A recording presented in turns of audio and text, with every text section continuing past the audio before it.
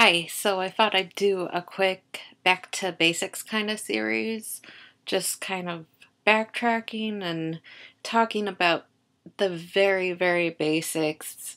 Um, I, just doing a full face, sometimes it can feel a little overwhelming, and I know I've been basically focusing on eyes mostly, and that's where I'm gonna start out. So I'm going to start talking about eyeliners and such. There are many different media which you can go through. You have your automatic pencil. You have your pencil that has to be sharpened. You have liquid in the form of a pen. You have liquid in the form of, you can use this, to line. You have cream and or gel. You have big thick pencils that you can also use as bases. There's just so many different ways. I'm gonna go through quickly, well, semi-quickly. Basically, going the route of pencils or your gel liners,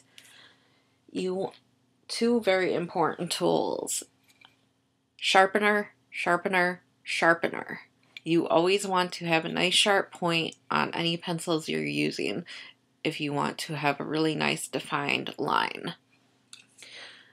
If you're going to be sponging out, I guess it doesn't matter as much, but to get that first initial line, if you want it just to be very clear, very sharp, you always want to make sure that your liner has a nice point to it.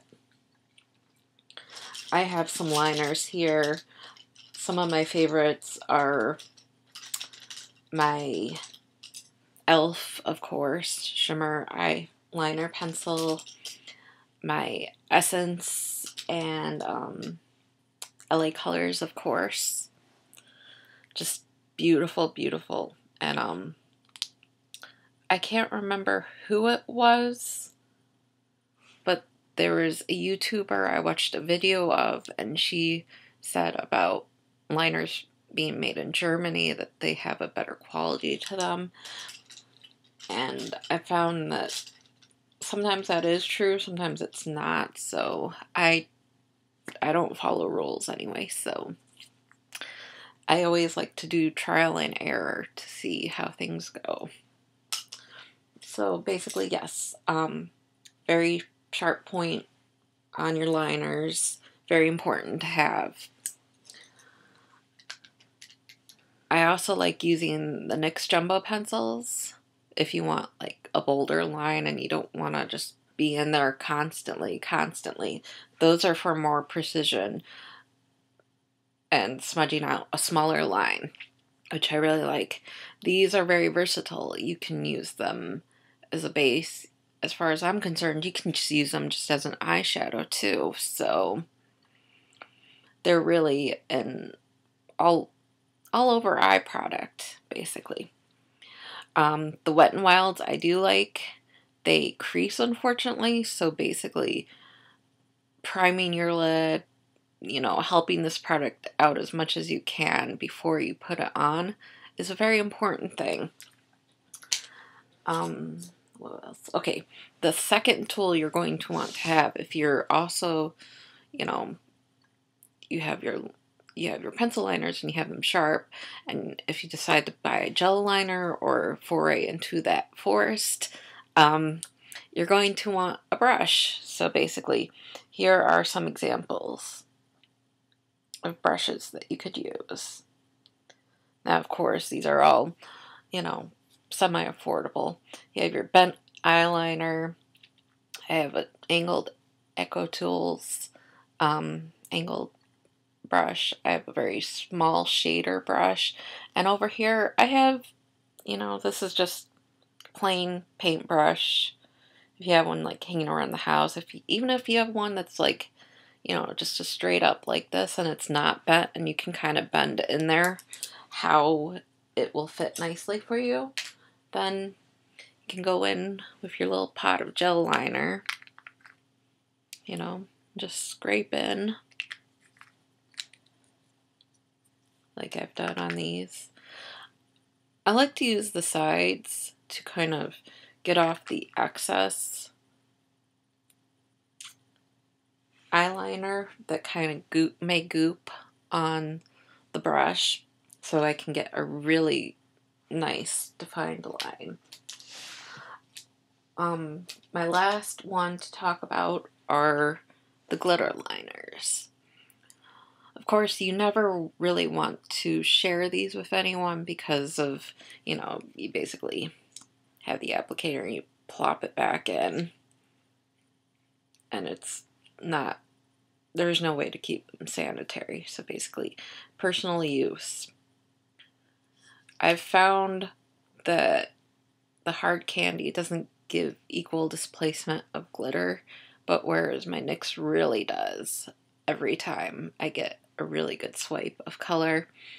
This you don't want too close to your eye because you don't want to be right in your eye, but I guess this is something, if you've never worked around your eyes too much, you can like maybe graduate up to, or maybe just put near the top lash line.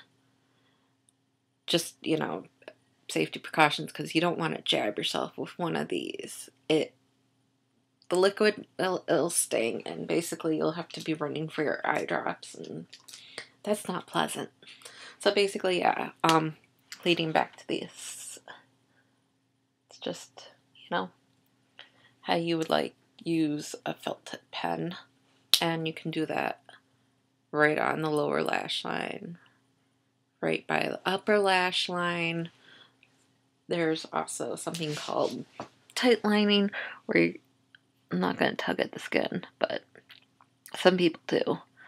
You get right in there above the lash line, towards the white of the eye. And you can also do this on the upper, if you see that little bit, actually below, in this case, the lash line. So that is your tight line or your water line. Some people like to get into the ducts of the eyes, this inner corner. Some people don't like to. It makes your eyes look smaller if you have a dark color right here. It makes your eyes open up if you have an extremely light color here. It's personal preference, and I know I have very small eyes, but occasionally I will go all the way around with a black eyeliner if I feel the look I am going for, it suits it. So basically, you know, I'll go in with my pencil or my gel or what have you. Occasionally I'll put down a pencil and then maybe I'll put some gel on top of it, or you can even go to the extreme of setting your liner with an eyeshadow that is the same color, or say you tight line your eye with white and then you have a pop of color right near the lash line and it'll just, you know, pop right out. Either way though, so basically, yeah, I mean, if you're working with a pencil and you feel confident in your strokes, just do, you know, with the brushes though, you want to take nice small strokes. It's kind of like if you were using a lip brush or a lip liner. You just want to be very intricate around the areas there, especially around your eye, because it's a very delicate, very sensitive area. And if you start to tear, I mean, just stop. You can always wipe it off. You can always start all over again. Sometimes if you do tear up, maybe you're having an allergic reaction to something. Maybe you need to stop and realize that you're having an allergic reaction to anything. So that being said, you know your tools. You may need sharpener, your different mediums. You know, you have your gel, you have your pencil, You have your liquid, your glitter, or your jumbo. You know, either way you decide to go, you can play with just the pencil, you can play with, I know I like to take the jumbos and use them as a base and then kind of pat them and use the warmth of my own fingertips to blend. I could use brush too. That's perfectly fine, whichever you feel comfortable with. I think makeup feels so personal because everyone has their own little tips and tricks and what works for them and what doesn't work for them. So I hope this was helpful to you. I would show you an example of like me getting really close to my eye, but I know that freaks some people out, so I don't know, leave a comment. Maybe I'll make another video. Maybe I won't. Maybe when I talk about eyeshadows, I'll just do a full look and you can see. But basically, that's it for now. Have a great day and go make someone smile.